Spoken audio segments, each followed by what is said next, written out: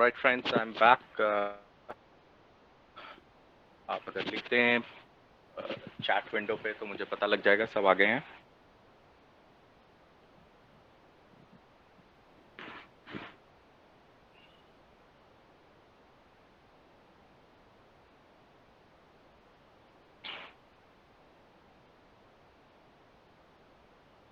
Okay, very good. Alright friends, so सबसे पहले delivery quantity को थोड़ा समझ लेते हैं. ओके, क्योंकि यही वॉलेटिलिटी का कॉन्सेप्ट एक अभी मैं आपको लिक्विडिटी का कॉन्सेप्ट बताऊंगा और डिलीवरी भी डिलीवरेबल क्वांटिटी मतलब प्राइस, वॉल्यूम और डिलीवरेबल क्वांटिटी, इन तीन चीजों को आप जब समझ जाएंगे along with volatility and along with the liquidity concept, you will be successfully able to trade options market. Okay, so you don't have to worry. अब हम क्या करेंगे कि इसी को ले लेते हैं. ठीक है, तो मैंने कहा था कि दिस इज, ये जो है रिलायंस का जन्म कुंडली है, right? That is what I said. ठीक है, इस जन्म कुंडली में ये वाला जो हिस्सा आप देख रहे हैं, ये जो ओपन प्राइस, हाई प्राइस, लो प्राइस, लास्ट प्राइस, ये तो वाइटल्स हैं. ये कुछ ऐसे हैं जैसे कि बॉडी टेम्परेचर कितना है, ब्लड प्रेशर कितना चल रहा है, शुगर लेवल्स क्या हैं. ठीक है, तो रिलायंस के ये वाइटल स्टैटिस्टिक्स हैं. ठीक है, अलॉन्ग विद दिस आप देखोगे कि यहाँ पे एक ट्रेडेड क्वांटिटी आएगा. ठीक है, टोटल ट्रेडेड क्वांटिटी, और साथ में एक डिलीवरेबल क्वांटिटी होगा. ओके, अब मुझे एक चीज बताइए. मान लीजिए मेरा कंपनी है, ठीक है, A2 मर्केंटाइल, और मुझे कल को इसे स्टॉक मार्केट पे लिस्ट करना है. ओके, तो मुझे अगर इसको लिस्ट करना है तो लिस्टिंग होने से पहले, मतलब जब लोग इसको ट्रेड कर पाएंगे उससे पहले मुझे क्या निकालना पड़ेगा लोगों के लिए?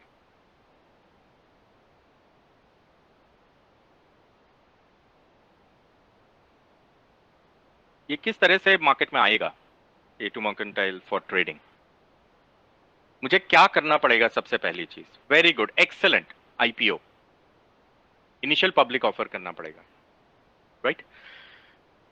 इनिशियल पब्लिक ऑफर किए बिना कोई भी स्टॉक एक्सचेंज पे नहीं जा सकता, आप सब जानते हैं, राइट? और ये इनिशियल पब्लिक ऑफर होता क्या है? ये इनिशियल पब्लिक ऑफर होता है जहां पे कि स्टॉक्स को नए ओनर्स को, मतलब जो लोग होते हैं जो स्टेक होल्डर्स बनना चाहते हैं, उनको एलोकेट किया जाता है even before the listing happens on the exchanges. ठीक है, एनएससी और बीएससी पे लिस्टिंग से भी पहले मुझे इन शेयर्स को, सबसे पहले मुझे इन शेयर्स को एलोकेट करना पड़ेगा. बिना एलोकेशन की मैं लिस्ट नहीं कर सकता अपनी कंपनी को. ठीक है, जिसको कि आईपीओ का प्रोसेस कहते हैं. ओके, नाउ जब आईपीओ हो जाता है तो क्या इसका मतलब यह है कि जो नए स्टेक होल्डर्स हैं जो कि आईपीओ में एप्लीकेशंस डाल रहे हैं, उनको इस कंपनी के शेयर्स एलोकेट कर दिए जाते हैं? यस और नो? किसी को 10 क्वांटिटी मिल गया, किसी को 1 मिल गया, किसी को 5 मिल गया, किसी को 50 मिल गया, राइट? इस टाइप से क्वांटिटीज को एलोकेट कर दिया जाता है, राइट? जब वो एलोकेट हो जाता है उसके बाद उनको एक तारीख भी बता दिया जाता है कि हाँ, फलाना तारीख को जो है मेरी कंपनी A2 मर्केंटाइल का लिस्टिंग जो है एक्सचेंजेस पे होगा. तो एनएससी पे, बीएससी पे सुबह 10 बजे जो है एक घंटी बजाएंगे हम, और ट्रेडिंग जो है मेरे इस स्टॉक पे शुरू हो जाएगा. करेक्ट? इसका मतलब ये होता है कि जब स्टॉक मार्केट में आता है, मतलब जब एक्सचेंजेस में लिस्ट होता है, उससे पहले तो स्टॉक एलोकेट हो चुका होता है. उस स्टॉक को ओन करने वाले लोग होते हैं. That stock is already owned by people. Correct? Right? Therefore ये जो डिलीवरी क्वांटिटी आप देखते हैं या फिर डिलीवरेबल क्वांटिटी आप यहां पे देखते हैं, ये हमेशा सेल वॉल्यूम होता है. फ्रेंड्स, इक्विटी मार्केट्स में आप कभी भी शॉर्ट पोजीशन को छोड़ के नहीं जा सकते. आप ऐसा नहीं कर सकते हो कि आपके पास रिलायंस का शेयर है ही नहीं और आप उसको बेच के बैठ जाओ कि आपने 100 क्वांटिटी को सेल कर दिया क्योंकि आपको लग रहा है कि मार्केट जो है वो नीचे गिरने वाला है, मतलब रिलायंस का जो स्टॉक है वो नीचे गिरने वाला है, तो आपने 100 क्वांटिटी को बेच दिया कि चलो 4-5 दिन के बाद वापस खरीद लूंगा. ऐसा नहीं हो सकता ना, it's not possible. You can do this only in intraday. You cannot leave a short position in the market, correct? which means market at the end of the day is always net long. हमेशा net long होती है market. जो भी stocks हैं उसको कोई ना कोई खरीद करके बैठा जरूर है। ओके, तो हमेशा ध्यान रखिएगा कि ये जो डिलीवरेबल क्वांटिटी में जो नंबर दिखता है अपने को, ये बिकवाली का नंबर है, ये सेलिंग का नंबर है। 48 लाख शेयर्स लोगों के पास थे, तभी तो वो आज मार्केट में बेच करके जा पाए। अगर उनके पास होते ही नहीं तो वो मार्केट में बेच पाते ही नहीं। साथ ही में आपको यह भी पता चल रहा है कि अगर ये 48 लाख शेयर्स मार्केट में बिके हैं तो इन 48 लाख शेयर्स को किसी ने खरीदा है। yes or no? Because market cannot stay net short at the end of the day. Net short नहीं रह सकती, मार्केट को नेट लॉन्ग होना पड़ता है। ठीक है, तो इस दिन कितना बिका, कितना बेचने के लिए माल आया? 48 लाख 90,000 समथिंग। इस दिन कितना बिकने के लिए माल आया? 29 लाख 37,000 समथिंग। इस दिन कितने बिकने के लिए माल आया? 49,000 49 लाख 28,000 और सो ऑन। ठीक है, तो ये सारा सेल नंबर है। इतना बिकने को आया तभी तो किसी ने खरीदा। अब जब ये बिकने को आया, अगर प्राइस नीचे गिर गया, ठीक है, अगर बिकने को आया और प्राइस नीचे गिर गया तो इसका मतलब क्या हुआ? बड़े इन्वेस्टर ने किसी ने बेच दिया, तभी तो प्राइस नीचे गिर गया।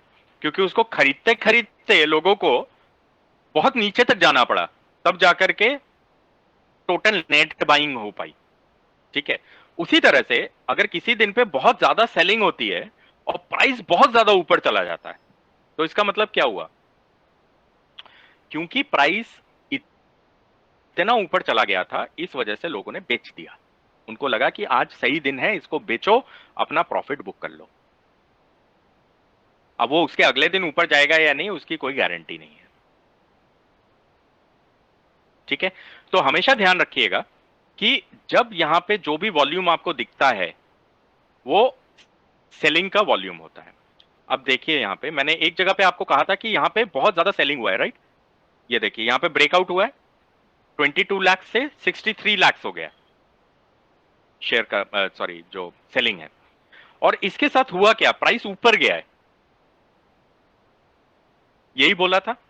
पर मैंने इस दिन पे आपको नहीं बोला कि प्राइस बुलिश है, मैंने इस दिन पे बोला आपको कि प्राइस बुलिश है। क्यों? इस दिन सेलिंग कम हुई, हाँ या ना? इस इस दिन पे सेलिंग कम हुई है। जब सेलिंग कम हुई है मतलब माल कम आ रहा है मार्केट में, तो प्राइस पे क्या इंपैक्ट हो रहा है? प्राइस ऊपर जा रहा है या नीचे जा रहा है?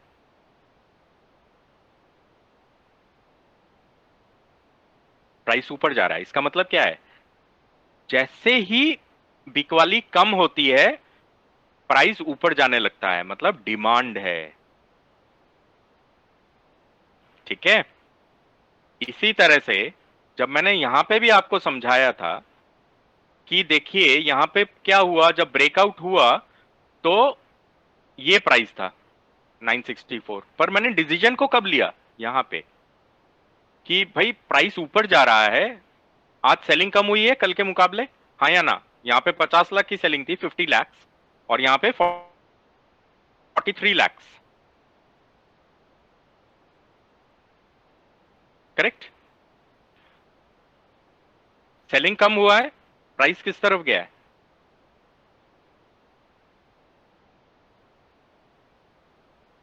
ऊपर गया। ठीक है, तो इसका मतलब क्या है? डिमांड है, सप्लाई है। यहां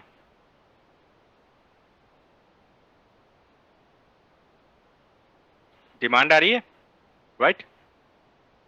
अगले दिन स्ट्रॉन्ग खुल रहा है स्टॉक, ऊपर जंप मार के खुल रहा है। डिमांड आ रही है, ऊपर जंप मार के खुल रहा है, मतलब क्या है? स्ट्रॉन्ग है, ऊपर जा रहा है। ठीक है, demand and supply concept. Okay, अब यहां पे देख लो, इस वाली जगह पे ब्रेकआउट हुआ था, आया ना? इस वाली जगह पे ब्रेकआउट हुआ था, राइट? यहां पे जब ब्रेकआउट हुआ हमको समझ में आया कि प्राइस बुलिश है इस वाले लेवल पे, इस वाली जगह पे। यस और नो? ठीक है। अगले दिन ये ओपन प्राइस है 1013.19, 1013.90, ये ओपन प्राइस है। क्या ये स्ट्रांग है? क्या ये टॉप के खुल रहा है? बहुत ज्यादा मोमेंटम है क्या? नहीं है ना? ठीक है, तो रुक जाओ, शायद अभी पूरी तरह से फल पका नहीं है, अभी भी कसर बाकी है। ठीक है,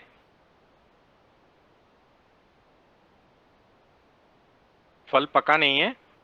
और इस जगह से क्या आप देख सकते हो कि प्राइस स्लाइड करने लगा, धीरे धीरे करके थोड़ा करेक्ट होने लगा। थोड़ा सा प्राइस जो है वो करेक्शन मोड में आ गया। यहां पे करेक्शन हुई, प्राइस ने मोमेंटम गेन किया, इस वाली जगह से एक ब्रेकआउट हो गया, और हमको हमारा 100% रिटर्न ऑन कैपिटल इस वाली जगह पे दे गया। करेक्ट?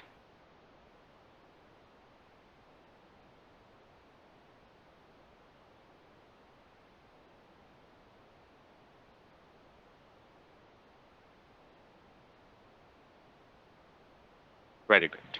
ओके, तो अब मुझे ये बताइए, क्लियर है ये डिलीवरेबल क्वांटिटी क्या होती है? ठीक है, अगर आप इन तीन पैरामीटर्स को समझ रहे हैं तो आपको परेशानी नहीं होना चाहिए। ठीक है, अब Sir, हाँ जी, sir, I had a कहिए। question. बोलो So अभी। unless there is a price breakout in terms of a gap up after delivery quantity breakout, we cannot confirm the trend. No, because there has to be a liquidity gap.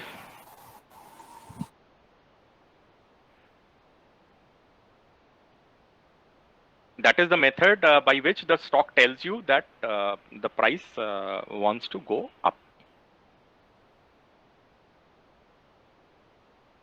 Okay, sir.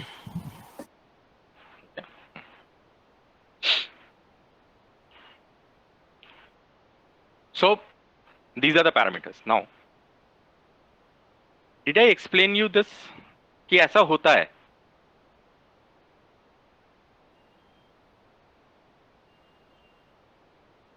ठीक है, पर ये line wine बना के draw करना बहुत tough होता है।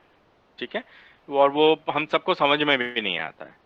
तो ऐसे जो पैटर्न्स हैं ये बनेंगे, उन पैटर्न्स को कैसे पकड़ोगे आप?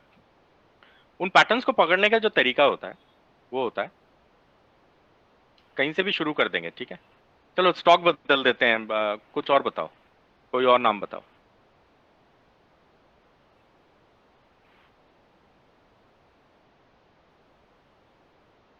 UPL, get it.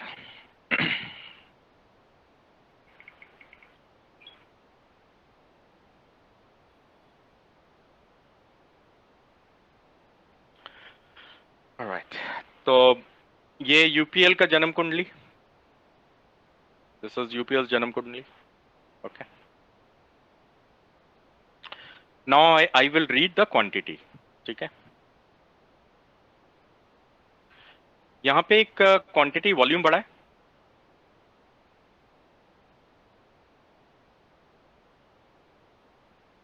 बढ़ गया है, right? Yes, sir. Yes, sir. इस दिन पे the high was 696 and the low was 682। Okay, जब ये प्राइस बढ़ा, सॉरी वॉल्यूम जब ब्रेकआउट हुआ, वॉल्यूम ऊपर गया, what is the low? The low is 687.95 and the high is higher than this, yes और no? Yes, sir. Next day, the volume again broke out.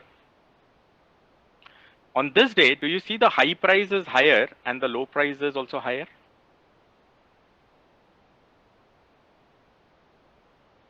Yes, sir. Now tell me, guys, is it forming higher highs and higher lows? Yes, sir. Okay. So in this area, this particular area, this particular area, it is showing us that it is forming higher highs and higher lows. ठीक है. अब इसके बाद देखते हैं. Volume reduced. Yes, sir. Is it a higher high, higher low? No. Volume slightly increased. Is it a higher high, higher low? No. Rather, it is reverse. It is a lower low, lower high, lower low, lower high. Yes or no? Yes, sir. Okay. I'm going back to this place. When the higher high, higher lows with higher volumes or breakout volumes was happening, it was forming this area. Okay. And when the lower lows and the lower highs were forming with the volume breakout, it was forming this area.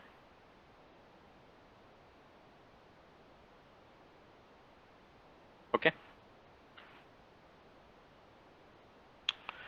Now let's see.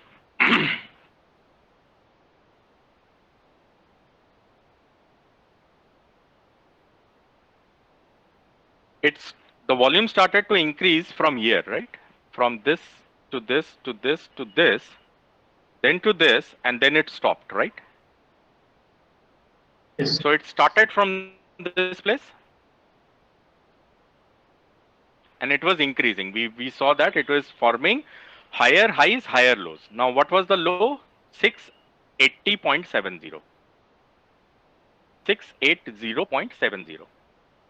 Now after that, when the price stopped, okay, no, sorry, the volume stopped and volume started increasing again, we noticed that it is forming what? Lower highs and lower lows. Yes, sir. Correct? Okay, very good. Which means that the 680.70 is the support level.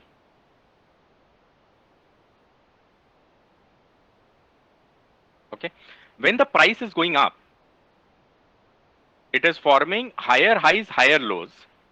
Okay, it is forming a support. The same way, when the price reduces and it reduces with increasing volumes, it forms resistance.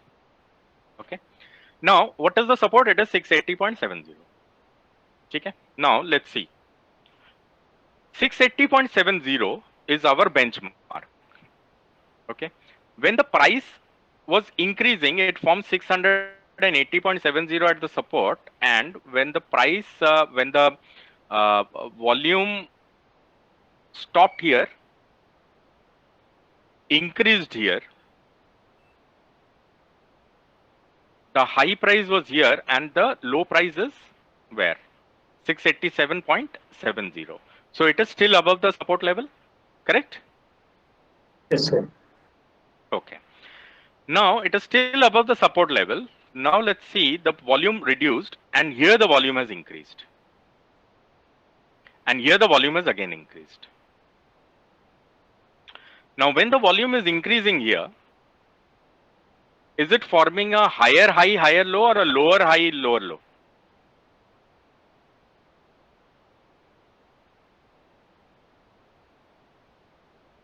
Lower high, lower low.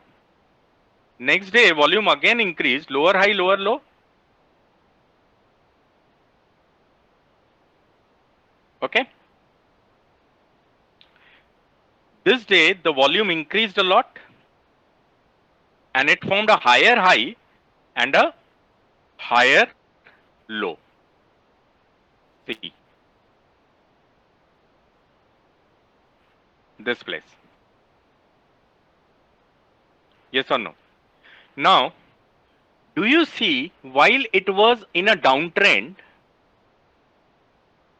you notice while it was in a downtrend, see it is in a downtrend, the volume increased, it was 794, there was some price. When the volume increased a little bit, it got into a downtrend. It is lower high and lower low. In this sequence, the volume again increased, but this time it is a higher high and a higher low. This has formed a pivot point. आप लोगों ने जब television वगैरह देखते हो ना, okay, television देखते हो आप, उसमें लोग कहते हैं ना, अरे पिवट पॉइंट बन गया, पिवट पॉइंट बन गया, यहां पे ट्रेड करना है, यहां पे ट्रेड करना है. ठीक है, आपको पिवट पॉइंट दिखा दिया मैंने कैसे मिलता है. बहुत सिंपल, कोई ज्यादा इधर उधर हैरान होने की जरूरत नहीं है. जब एक ट्रेंड फॉर्म हो रहा है, ट्रेंड फॉर्मेशन में, ठीक है, वॉल्यूम बढ़ेगा तो हायर हाई हायर लो बनना चाहिए. वॉल्यूम बढ़ेगा तो higher lower low lower high बनना चाहिए. अगर उसको तोड़ते हुए कोई ऐसी कहानी बन जाएगी, देखिए यहाँ पे कैसे वॉल्यूम बढ़ा और उल्टा कहानी बन गई. यहाँ पे कहा तो इसको लोअर लो लोअर हाई बनाना चाहिए था, इसने हायर हाई और हायर लो बना दिया. अब 686 का जो जगह है और जो 706.75 का जो जगह है, ये हमारे लिए एक रेंज बन गया है. अगर प्राइस 706.75 के ऊपर जाएगा तो हम इसको ऊपर की तरफ कॉल बाई कर सकते हैं या फिर पुट सेल कर सकते हैं. उसी तरह से अगर ये प्राइस नीचे की तरफ जाएगा, 686 की तरफ जाएगा, नीचे की तरफ गिरेगा, इससे नीचे, तो हम पुट्स को बाई करेंगे या फिर कॉल्स को सेल कर देंगे. ठीक है, अब देखिएगा, यहां पे वॉल्यूम गिर गया, ब्रेक हो गया. ये यहाँ पे ये जो सीक्वेंस चल रहा था ये ब्रेक हो गया, यहाँ पे वॉल्यूम गिर गया. जब वॉल्यूम गिरा तो ये देखिए ये साइडवेज हो गया. ये वीडियो में आपको समझाया गया था कि लो वॉलेटाइल स्टॉक्स कैसे निकालते हैं, हाँ या ना? वीडियो में भेजा था मैंने. ये स्टॉक आप ही ने दिया है, मैंने नहीं उठाया. ऑन द फ्लाई आपने बोला है कि इसको देखो, मैंने उसी को देख रहा हूं, उसी को पढ़ रहा हूं.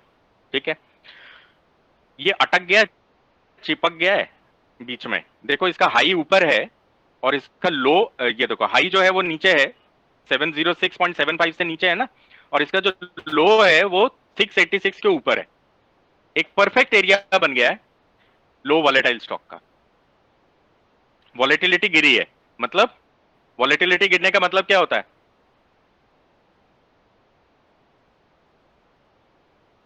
क्या हुआ? इंप्लाइड वॉलेटिलिटी घटी या बढ़ी? घटी. रिड्यूस. इंप्लाइड वॉलेटिलिटी घटेगा तो premium increase reduce? Reduce. Reduce. Reduce मतलब कॉल भी सस्ता, पुट भी सस्ता. ठीक है, अब मैंने क्या बोला था? हरा कैंडल बनेगा तो इस तरफ को ध्यान देना है और लाल कैंडल बनेगा तो इस तरफ को ध्यान देना है, राइट? अब देखो, अब ये सपोर्ट ब्रेक करता है या रेजिस्टेंस ब्रेक करता है? सपोर्ट कहां पे? 686 पे. बीच में एक लो वॉलेटाइल जोन बन गया है. किस तरफ ब्रेक हुआ है?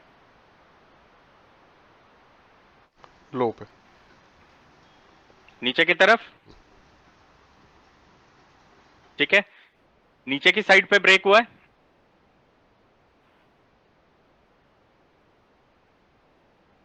किस तरफ गिरा है, मतलब किस तरफ मूव किया?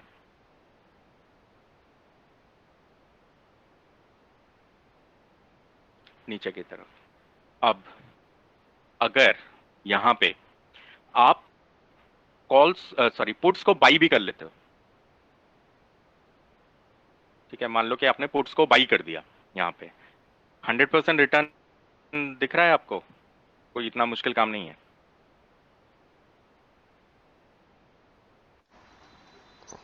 ठीक है, फर्क सिर्फ इतना है आपको स्टॉक को पढ़ना सीखना है।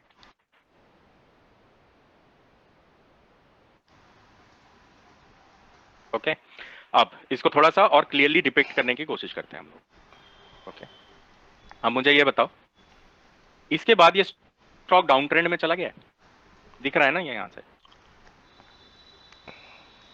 यहां पे ऊपर नीचे उछल कूद मार रहा था, ठीक है। तो ये जो स्टॉक है, जब हम वहां पे रीडिंग कर रहे थे तो कुछ ऐसा बन रहा था।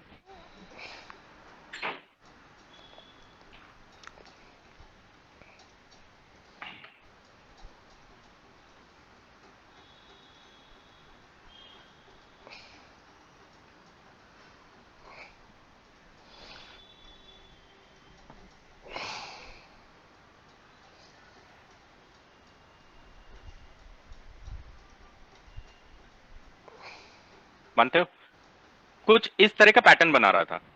जब हम उस डेटा को पढ़ रहे थे तो पहले हमने देखा कि अरे हाई के साथ हाई भी टूट रहा है, मतलब हायर हाई हायर लो बन रहा है, फिर लोअर हाई लोअर लोज बनने लगा, फिर एक जगह पे आया जहां पे कि अजीब सा वो हुआ कि हाई जब डाउन ट्रेंड में है उसी में वॉल्यूम बढ़ा करके उसने हायर हाई और हायर लो बना दिया। तो वो वाली एक जगह थी जहां पे कि स्टॉक करेक्ट होने की कोशिश कर रहा था। ठीक है, एक सेकंड दीजिएगा मुझे।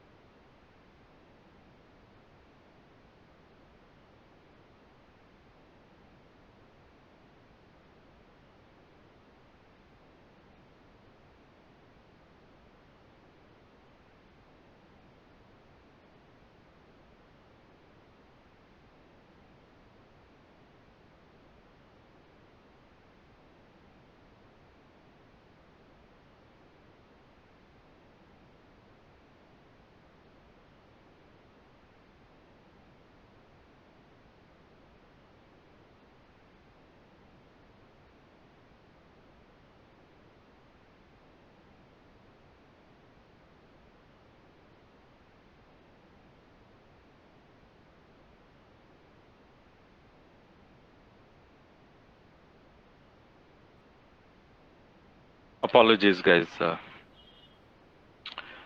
एक्चुअली आज वीकेंड की वजह से, वीकेंड कह रहा हूँ, ये बारिश की वजह से the guys could not turn up to the office, तो they are working from their own locations, तो इस वजह से थोड़ा दिक्कत हो रहा है हमको आज। ओके, तो फ्रेंड्स, तो इस तरह के कुछ स्ट्रक्चर्स बनेंगे, ठीक है। जब ये स्ट्रक्चर्स बनेंगे उसके बाद प्राइस जो है वो एक तरफ को ड्रिफ्ट होगा। ओके, तो अब देखिए यूपीएल जो आपने मुझे स्टॉक दिया, तो उसमें जो प्राइस है वो एक तरफ को ड्रिफ्ट होने लगा। अब जब वो ड्रिफ्ट भी होने लगा, ठीक है, तो हम एक जगह देखेंगे। अब देखिए, आपको जरूरी नहीं है कि आपको इतना ट्रेंड हो जाना है कि आप इस चीज को पकड़ सको। Don't worry about it. जब प्राइस एक तरफ को टूटता है ना, तो वो टूटता हुआ चला जाता है, चाहे वो इस तरफ टूटे या इस तरफ टूटे, ठीक है। और उसका तरीका क्या होगा आपके लिए, ये देखिए। अब जब भी ये कहानी बनी, ओके, अब देखिए यहां पे प्राइस लॉक हुआ, प्राइस नीचे टूट गया, सपोर्ट लेवल को तोड़ गया नीचे की तरफ। जब ये सपोर्ट लेवल को तोड़ गया, तो अब यहां पे वॉल्यूम बढ़ रहा है,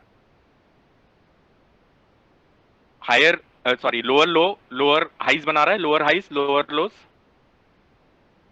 इस दिन भी बनाया, इस दिन प्राइस इस दिन वॉल्यूम रुक गया, वॉल्यूम में ब्रेक आया, ठीक है, इस वाली जगह पे वॉल्यूम फिर नीचे गया। अब यहां से वॉल्यूम थोड़ा सा इंक्रीज हुआ इस वाली जगह पे। जब इस दिन पे वॉल्यूम इंक्रीज हुआ, क्या इसमें लोअर हाई और लोअर लो बना वापस से, हाँ या ना? ठीक है, बन गया, डाउन ट्रेंड कंफर्म्ड। सर हम ठीक इस है, सर हम इसमें टोटल वॉल्यूम देख रहे हैं, डिलीवरेबल नहीं देख रहे, राइट?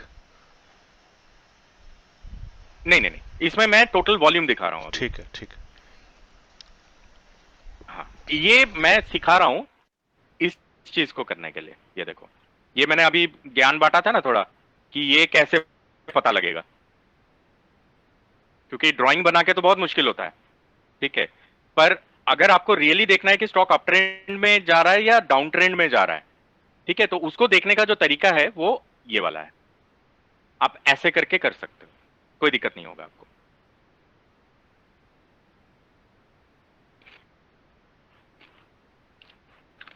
ठीक है, अब देखो यहां पे अगर पुट्स को खरीद लिया होता, प्राइस कहां गया है?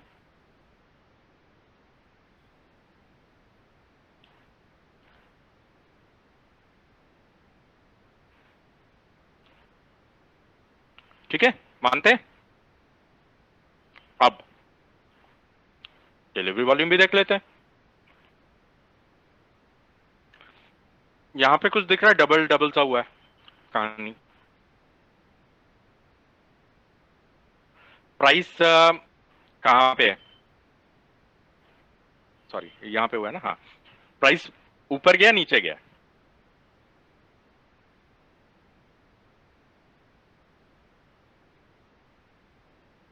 हाँ, pivot point I will repeat, wait. हाँ, प्राइस ऊपर गया नीचे गया, ऊपर गया, ठीक है। अब देखते हैं, यहां पे भी एक ब्रेकआउट आ गया, ओके। अच्छा, यहां पे जब ये प्राइस ब्रेकआउट हुआ था, अगले दिन वॉल्यूम गिरा था, राइट, डिलीवरी क्वांटिटी। प्राइस किस तरफ को गया, ऊपर या नीचे? डिमांड है, सप्लाई है? सप्लाई है। सप्लाई होती है तो प्राइस कहां जाता है, नीचे गिरता है ना, ठीक है। अब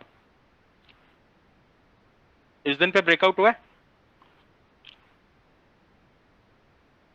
प्राइस ऊपर गया, इस दिन वॉल्यूम गिरा, इस दिन पे ये लास्ट प्राइस है, प्राइस किस तरफ को मूव किया? डाउन। नीचे की तरफ। क्या है, सप्लाई है, डिमांड है? सप्लाई। विच मीन्स शॉर्ट और लॉन्ग। अगर शॉर्ट जाना है, अब हम एक्सपेक्ट कर रहे हैं कि ये गिरेगा तेजी से। अगर बाइंग साइड पे भी जाना है, तो कॉल को बाई करोगे, पुट को बाई करोगे? पुट। फ्रेंड्स, आसान है या बहुत मुश्किल है? रॉकेट साइंस है ये?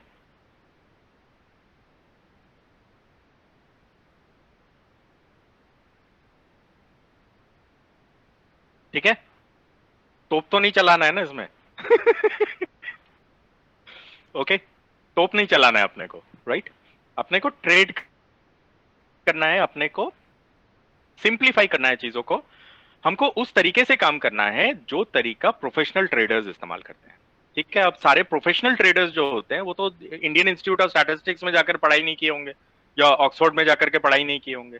ठीक है, वो इस तरह के जो सिंपल मेथड्स होते हैं, ठीक है, इन सिंपल मेथड्स को इस्तेमाल करके स्टॉक के ट्रेंड को एनालाइज करने की कोशिश करते हैं।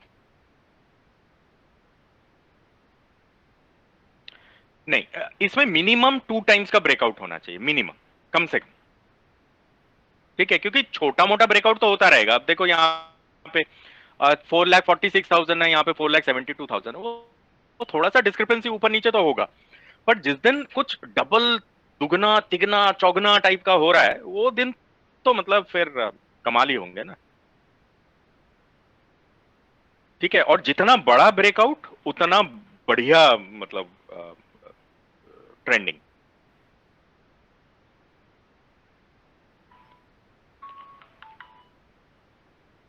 ठीक है, क्लियर है सबको?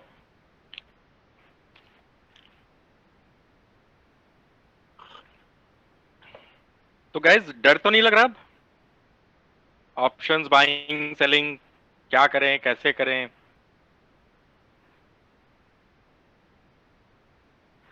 ये जो सिंपल चीजें बताई हैं, ये क्लियर है सबको? ट्रेंड कैसे निकालते हैं, क्लियर है?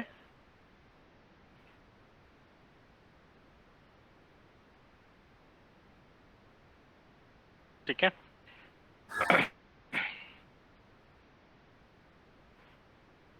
प्राइस, वॉल्यूम, डिलीवरेबल क्वांटिटी समझ में आ रहा है?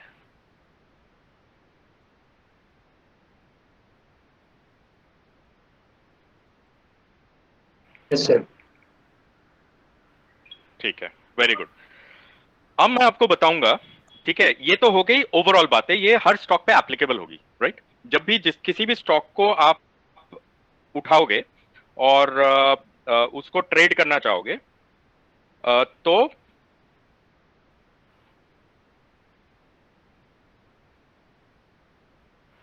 तो आप इस तरह के जो मेथड्स होते हैं उसका इस्तेमाल करोगे in order to confirm trends. ठीक है, और कंफर्म करने के बाद चीजों को फिर हमको एक निटी ग्रिटी के साथ अपनी ट्रेड को लगाना होगा। ठीक है, तो अब ये समझते हैं कौन से स्टॉक को, अब 50 स्टॉक है ना, ठीक है, और जो लोग अपने बिजनेस को आगे चल के बढ़ाएंगे उनके लिए तो 300 स्टॉक्स हैं। अब उसमें से एक आधे स्टॉक को उठाना है ना अपने को। मान लो 3 स्टॉक ऊपर के या 3 स्टॉक नीचे के, या 2 स्टॉक ऊपर के 2 स्टॉक नीचे के ही छांटने हैं, जिसमें कि मतलब इतना दिमाग लगाएं, मेहनत करें तो फायदा भी मिले अपने को। मानते हो?